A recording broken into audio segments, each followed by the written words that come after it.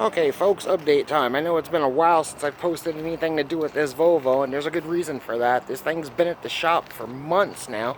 I'm proud to say that the car has finally passed inspection and is finally road legal again. I'll show you some of the recent mods that I've done. I've done a lot to this car over the past 6 months or so. I actually bought a Saab Aero that I've been driving lately because this car was gone for so long.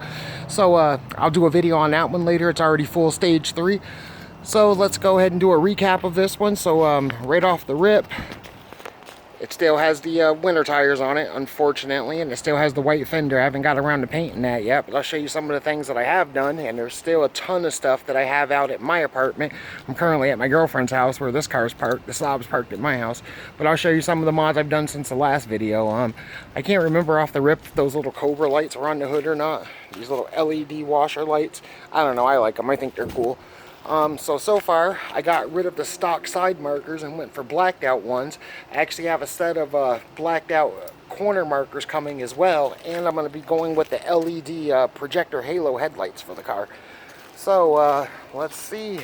We'll go down here. I don't know if you guys remember from last time, the slotted and crossed road rotors with the ceramic brake pads from EPC. I'll show you what's going on in here.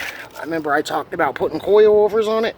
There you are. Unfortunately, this car needed a ton of work, so I wasn't able to go with the BC coilovers or the CX Racing that I wanted to. So instead, I went with the $450 TA coilovers. I mean, they're way better than the broken struts that were on the car. Unfortunately, I just got the car back, and the guy, it looks like he took the coilover straight out the box and didn't adjust them at all and just put them on, so the ass end of the car is sitting really low. I don't know if you can see that or not. There's no gap at all between the wheels, so I have to take it back and have them adjusted. There's the other blacked out marker that I just recently put on. I'll go around to the back of the car. I still need to buy a new windshield wiper arm for it.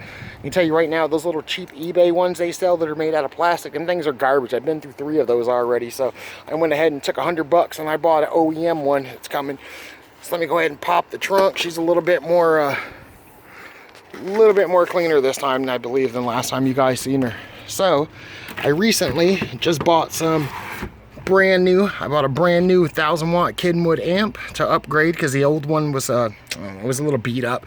It just needed something a little bit more modern. I bought this speaker box and 2 brand new Kenwood 12s. Unfortunately, I didn't realize that these speakers are shaped like that and they don't fit in a recessed box, so I have to order a new box for it. As you can see, there's a gap in there because this box is made for the speakers to sit flush. So because it has those little 4 corners on it, it doesn't come out like that. So let's go to the trunk over here. From the shop putting the coilovers in, there's a lot of stuff that's still torn apart. So my 6x9s are down right now, but I'm actually going to be replacing those with 5 1/4, so they fit a little bit better.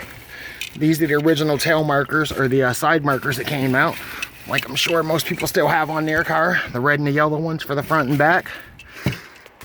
I went with the KL Racing intercooler. I haven't put that in yet. I actually don't have it with me. I'll show it to you guys, but I went with the full aluminum KL Racing intercooler. Great product, direct fit, and I also found a full aluminum radiator that I just ordered as well, because the intercooler and the radiator both come out at the same time, along with the transmission cooler. So I'm going to be upgrading the transmission cooler at a later date. I went with the KL Racing. Well, I guess they're DO88 hoses, but I've already put some of them on. Let me show you something though. So this is the actual bottom radiator hose. Like I said, I'm waiting until I pull the intercooler to put this one on. And this is the coolant reservoir hose. But unfortunately, I already upgraded that one with blue silicone hose. I mean, this one's shaped. It's actually molded, so I'll probably swap it back out for this one right here, but no big rush on that. This is a great product right here that I wish I'd have known about sooner, that comes from KL Racing. This right here would have saved me a lot of money and a lot of time if I'd have known about it before. What you're looking at is a adapter plate from the messed up design that we have on our exhaust manifolds. This basically makes it into a straight T3 flange, so you can run any T3 turbo. More specifically, I'm planning on going with a 19T HL turbo from a Saab. So that is a beautiful product, well worth the money, made out of stainless steel. Like I said, I wish I'd have known about that before my turbo upgrade, because instead of running a stage 3 14T, I'd be running an HL series turbo right now. But let's go ahead and take you around the rest of the car. As you can see, the back of the car is finally cleaned out. Dark gray leather interior.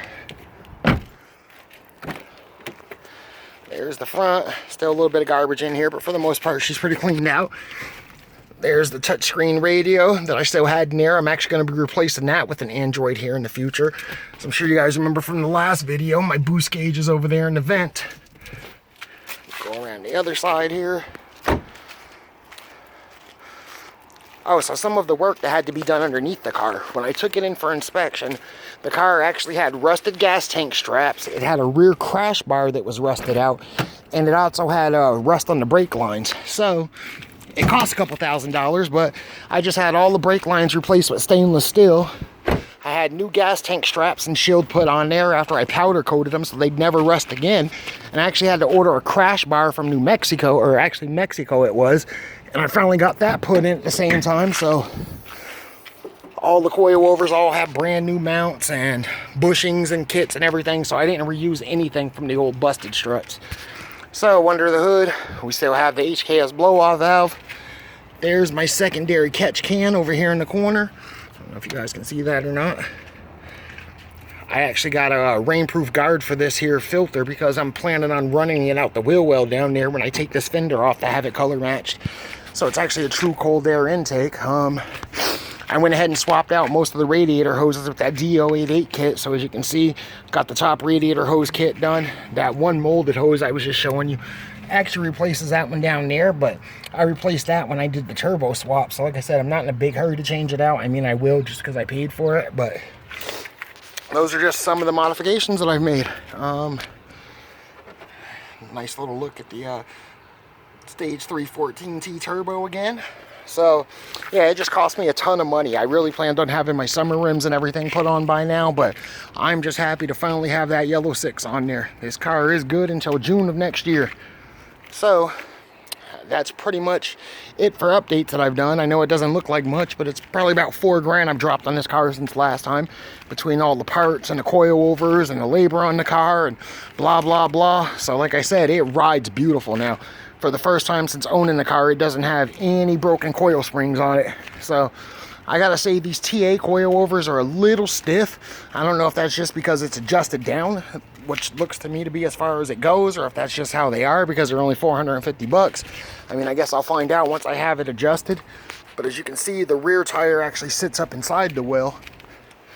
The front tire still has a little bit of a gap left, so I'm gonna have this one probably lowered just a little bit more and have the back raised up to match it. So unfortunately, she's got to go back to the shop for that and an alignment. Oh, so at the same time when the coilovers were done, I replaced the sway bar links on it. I replaced the inner and outer tie rod ends, and like I said, I got brand new bushing kits and strut mounts and bearings and stuff for all the coilovers, so everything on the car is brand new. So as you guys can see, that's the progress I've made so far. I'll show you guys some more once I get some more done on it. So for the time being, as you can see, the 40's still up and going.